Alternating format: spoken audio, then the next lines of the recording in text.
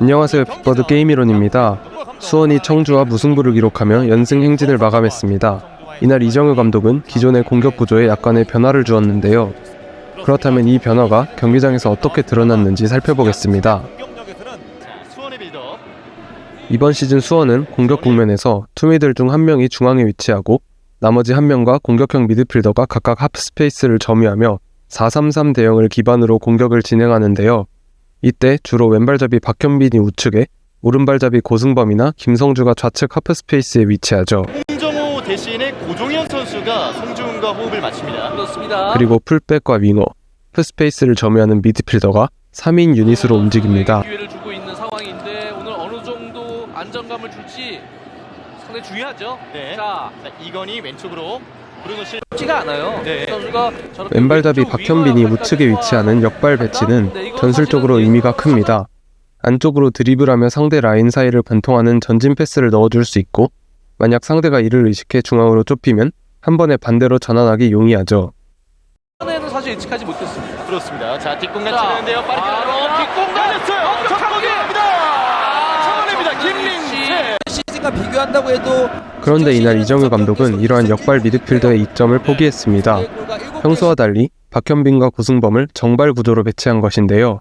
이정효 감독의 의도는 정확히 알 수 없지만 최근 수원의 공격 흐름을 바탕으로 이를 유추해 보겠습니다. 5경기 9골에 1실점. 이번 시즌 수원은 파이널 서드에서 역발 크로스를 적극 활용하고 있습니다. 이렇게 반대발로 먼 쪽을 겨냥해 크로스를 올리는 것이죠. 박산에서 찍어 차는데요. 박산. 그런데 만약 크로스가 예상보다 짧게 올라온다면 볼이 인스윙으로 휘어지는 도중 상대 수비에 걸리게 됩니다. 브루노 실바도 올라가요. 역발 크로스는 공이 골문으로부터 먼 쪽에서 가까운 쪽으로 날아오기 때문에 크로스가 짧을 경우에 그려지는 이 궤적에서는 위협적인 상황이 만들어지기 어렵습니다. 따라서 크로스가 먼 쪽으로 정확히 떨어져야 하는데요. 지금처럼 킥이 짧아 기회가 무산되는 장면이 자주 나오고 있죠. 하지만 역발이 아닌 정발 크로스라면 얘기가 달라집니다. 누군가 이곳에서 오른발로 크로스를 올린다면 크로스가 짧더라도 상대 골문과 가까운 위치에서 궤적이 형성되는 것이죠. 정발 크로스의 첫 번째 장점입니다. 얼마나 리그에서 중요한지 박현빈을 평소와 달리 좌측 3인 유닛에 배치한 효과는 이때 나타납니다. 보여주는 지표라고 할 수 있겠네요. 그렇습니다. 다시 한번 왼쪽 측면에 실바 봅니다. 프로 실바 패스 연결. 자, 이강 박현빈이 좌측에서 정발로 크로스를 올리는데요. 목표 지점은 역시 일류첸코와 패신이 있는 먼 쪽 포스트지만 킥이 짧을 경우에도 공의 궤적이 위험 지역을 지나게 되죠. 고승범이 이곳을 공략합니다. 뒤로 돌아가는 좋은 크로스예요. 올라갑니다만 조윤성의 머리. 정주도 반대편도 마찬가지입니다. 신발이 잘 나왔어요. 홍정호 잘 봤어요. 패신에게 정확하게 패스가 이어집니다. 패신의 1대1.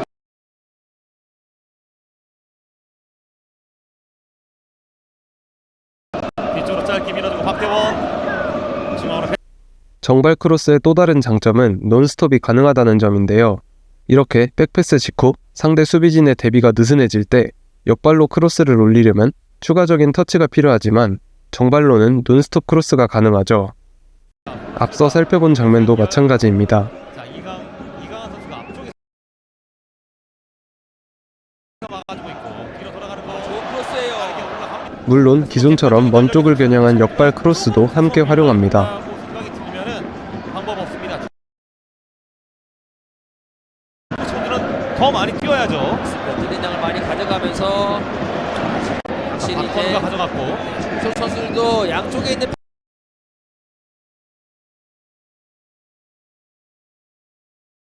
펜싱 선수와 브루노 실바 선수의 돌파력을 알고 있기 때문에 펠롭스가 오는 타이밍이 빨라요. 대신에 왼발은 조윤성에게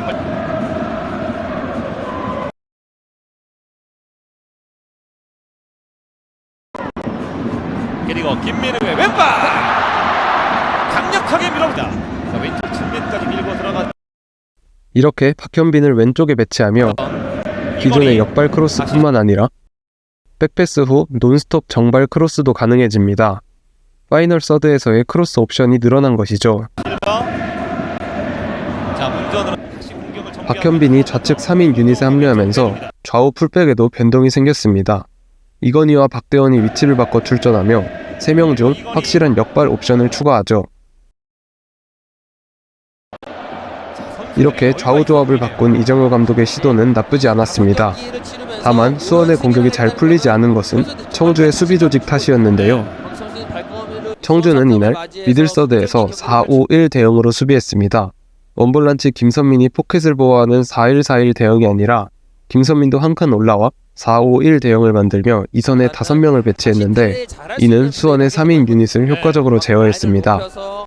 이선에 5명을 배치한 덕분에 더 넓은 범위를 커버할 수 있었고 풀백과 센터백이 함께 이 지역에서 4대3의 우위를 만들었죠. 공을 빨리 뺏어낸 뒤에 역습을 하려는 공지를 보여주고 있어요.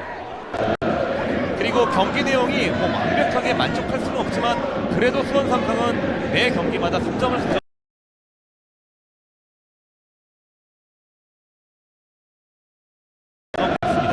이게 이제 리그에서 우승을 할 수 있는 경쟁력이 부분이거든요. 벤치에서 이종욱 감독, 루이키타 감독 쉴 틈이 없어요. 선수들을 아주 열정적으로 지도해주고 있습니다. 다시 이렇게 수원이 청주의 4-5-1 수비에 막혀 처음으로 무득점을 기록했습니다. 그럼에도 개막 이후 5승 1무라는 최고의 성적을 내고 있는 수원이 다음 경기에서는 어떤 모습을 보여줄지 지켜보겠습니다. 시청해주셔서 감사합니다. 한 번 더 생각하고